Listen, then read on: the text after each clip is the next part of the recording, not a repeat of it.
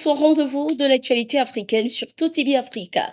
La question sur le financement du terrorisme en Afrique, plus précisément dans les pays du Sahel, revient au cœur des débats, surtout après l'attaque menée par les groupes armés terroristes contre un camp des forces armées maliennes à Tombouctou ce 12 septembre 2024. Ces terroristes, lors de cette récente attaque, ont utilisé des drones. Selon les informations, ces groupes armés terroristes sont en possession de ces drones depuis quelques mois déjà. Mohamed El Maouloud Ramadan, porte-parole du groupe armé terroriste CSP, a laissé entendre qu'ils ont acheté ces drones pour combattre les forces armées maliennes et qu'ils n'ont pas été fournis par l'Ukraine. Nous avons des contacts, mais ils ne nous ont donné aucun équipement, ni par le JNIM, groupe de soutien à l'islam et aux musulmans liés à Al-Qaïda. Les drones sont en notre possession depuis plusieurs mois, mais il a fallu former des gens, fabriquer des grenades, c'est dangereux et ça prend du temps, a-t-il laissé entendre. Pour l'instant, aucune déclaration n'a été faite par le gouvernement malien sur cette affaire.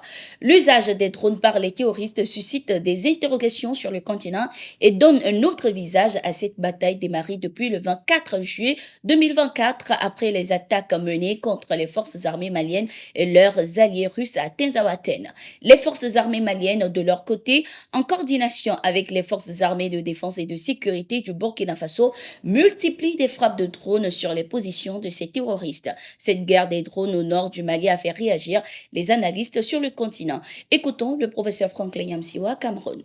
C'est l'OTAN qui a armé Al-Qaïda et l'État islamique.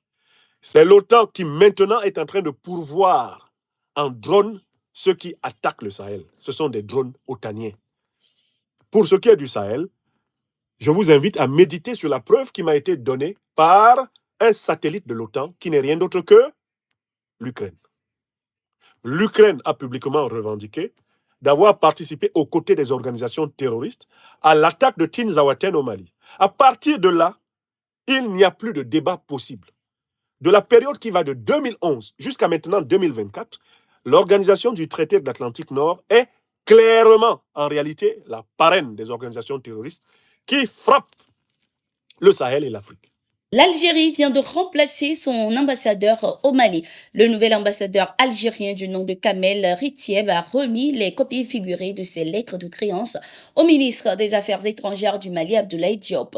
Les raisons de ce changement n'ont pas été évoquées. Ce changement intervient également dans une période de tension croissante entre les deux pays. L'Algérie et le Mali sont à couteau tiré depuis la fin de l'accord d'Alger voulu par les autorités maliennes. À cela s'est ajouté les interrogations sur l'attaque terroriste à Tinzaouaten au nord du Mali où nombreux soupçonnent l'implication du gouvernement algérien. Devant l'ONU, l'ambassadeur de l'Algérie a accusé les forces armées maliennes d'avoir mené des frappes de drones qui ont tué des civils dans le nord du pays et réclamé ainsi des sanctions. En réponse, le diplomate malien a de son côté accusé le gouvernement algérien de faire l'apologie du terrorisme tout en l'invitant à une prise de conscience et à un changement de position. Au Sénégal, c'est la fin du suspense. Le président Bassirou Diomaye Faye a annoncé la dissolution de l'Assemblée nationale ce 12 septembre 2024. Il a par la même occasion invité les Sénégalais à élire de nouveaux députés le 17 novembre 2024. Le président sénégalais a également souligné que cette date a été choisie en accord avec le Conseil constitutionnel, le Premier ministre et le président de l'Assemblée nationale. Cette dissolution du Parlement sénégalais vise à donner au président Faye une majorité au Parlement alors que la précédente législature était dominée par le parti Benno Bokk Yakaar, la formation politique de l'ancien président Macky Sall. Une décision qui est également motivée par le récent rejet d'un projet de loi introduit par le gouvernement sénégalais dans le but de dissoudre deux institutions majeures jugées trop coûteuse. Je dissous l'Assemblée nationale pour demander au peuple souverain les moyens institutionnels qui me permettront de donner corps à la transformation systémique que je leur ai promise.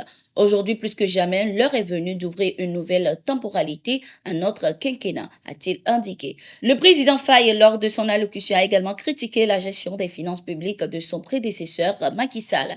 Il a notamment dénoncé les nombreux dérapages volontairement cachés et une évolution incontrôlée de la masse salariale. Les États-Unis apportent leur soutien à l'idée de la création de 2 sièges permanents pour les pays africains au Conseil de sécurité de l'ONU. L'annonce a été faite ce 12 septembre 2024 par Linda Thomas Greenfield, l'ambassadrice américaine auprès de l'ONU.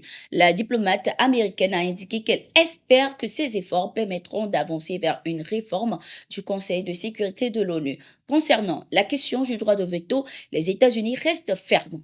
Aucun pays ne doit bénéficier du droit de veto à part les 5 membres qui en disposent actuellement, notamment la Russie, la Chine, la France, la Grande-Bretagne et les États-Unis. La Sierra Leone, qui a pris la présidence tournante du Conseil de sécurité, avait également réclamé 2 sièges pour l'Afrique. Julius Maada Bio, le président sierra-léonais, avait insisté sur une demande de longue date pour que les pays africains obtiennent davantage de sièges et soient potentiellement dotés d'un droit de veto. Le temps des demi-mesures et des progrès progressifs est révolu. L'Afrique doit être entendue et ses demandes de justice et d'équité doivent être satisfaites, a-t-il laissé entendre. Notons que depuis des années, plusieurs voix s'élèvent pour une place de membre permanent pour l'Afrique au Conseil de sécurité de l'ONU. Le secrétaire général de l'Organisation des Nations Unies, Antonio Guterres, de son côté, estime que l'absence d'un membre africain permanent au Conseil de sécurité est inacceptable. Pour lui, il ne peut y avoir de sécurité mondiale sans sécurité en Afrique, étant un continent dont la population jeune et en croissance rapide dépasse le milliard d'habitants. Au Mali, les forces armées maliennes ont saisi une importante quantité de munitions et d'armes de guerre des terroristes.